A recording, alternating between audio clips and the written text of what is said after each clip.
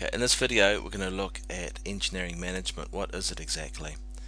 So let's put it in a different way that's relevant to our course. So engineering management for our course is the management of civil engineering, projects and operations. So let's look at each one of those main words in turn. Management is the organisation and coordination of the activities of an organisation to achieve defined objectives. So it's quite a long definition. Organisation and coordination. So you're not doing the actual work, you're organising and coordinating the resources, the people, the machines, the materials that are required to do the job. You're organising them, arranging for them to be there, make sure that you've got the right ones, coordinate them, make sure that the materials are on site at the same time as the people needed to lay them. So those sort of things. Activities of the organisation. In this case, the organisation is a construction site. Think of a construction or a consultancy design as a business. So if you are in charge of a construction site or in charge of a design project, you are managing a business, an organisation. To achieve the defined objectives, when you start off on a design project, or when you start off on writing a report, or when you start off on constructing something, you have defined objectives. And we'll look at those objectives later on, but they typically bring it in on time. Do what is asked of you. So if you're doing a construction project, you're building what is asked in the contract document. If you are doing a design, you're designing what the client wants you to do.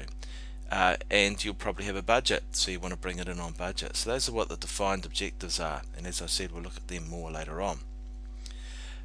Civil engineering. This is a civil engineering course. We are training you to be civil engineers. And there's two different types of things that we do. Projects, which have a temporary endeavours undertaken to create a unique product or service. So temporary means it has a definite beginning, a definite end. If you're doing a construction project, you arrive on site, you build the building, and then you leave. The project starts when you go on site, it finishes when you leave, hopefully with the building built as it's supposed to. So there's a definite beginning and end. Unique, that's one of the problems we have with civil engineering. We're not a factory. We don't just build the same thing over and over again. Every civil engineering project is unique. It has never been done before. It might be that you've got a whole lot of houses with an identical design, but each one of those houses has never been built in that particular location at that particular time. So engineering projects are always unique. You learn lessons from each one of them, but there's always new problems that come up. Every project raises a new set of problems that need to be addressed. As compared to operations, which are permanent activities carried out to keep a facility in use. So for example, running a McDonald's, you do the same thing every day. You order materials, you arrange staff, you serve up burgers, so the days don't change all that much as compared to, say, a project. Carried out repetitively. When you open a McDonald's, you don't intend it to close at a set date. You just keep on running the business as long as it is profitable. So no set beginning or end. In engineering, we do operations, so there will be things like maintenance of a road. Every 6 months you will inspect a certain part of the road and repair any potholes and things.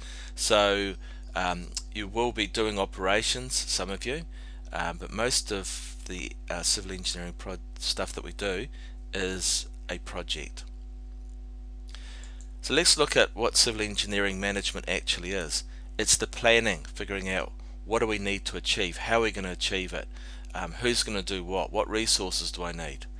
Organising, so when do we need those resources on site, how am I going to make sure that those resources are on site. Leading, you need to be telling people what is required, so you're not doing the actual work, you'll be briefing foremen or supervisors or project teams to be actually doing the actual work.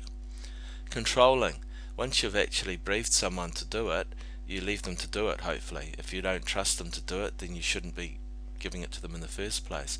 But you need to be checking, controlling, making sure that they're actually doing the work properly, that you've actually briefed them properly, that they are actually able to do the work.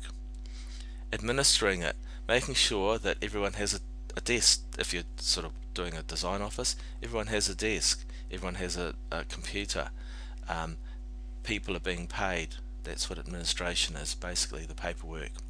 And reporting, oftentimes you'll be reporting to your client, telling them how is the project going, are we on time, are we on budget, what are the problems that are occurring. So that is engineering management. That is what management, those are management activities, the things that are managed, that you will do with your manager's hat on. What they are not is doing the actual construction. So if you're digging a hole, you're not doing management, you're doing a technical activity, constructing. Designing, when you're sitting on CAD designing stuff onto your computer, you are doing a technical activity, but you're not doing a management activity.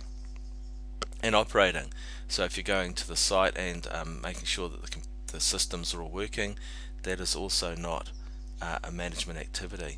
However, as an engineer, you will do those technical activities as well. So you will be doing design, you may well be doing construction, you may well be at the start digging holes, but those are technical activities. So for the sake of this course, you need to distinguish between the technical activities, the design, the construction, the actual design, the actual construction, and the management activities, which are the activities that are carried out to enable those technical activities to be carried out. So someone can't do design if someone hasn't given them a computer and computer software to be able to do it. You can't do a construction project if you don't have the right the right labour and materials on site to do it. So someone has to organise that. That's the management side of things, as opposed to the technical side of stuff.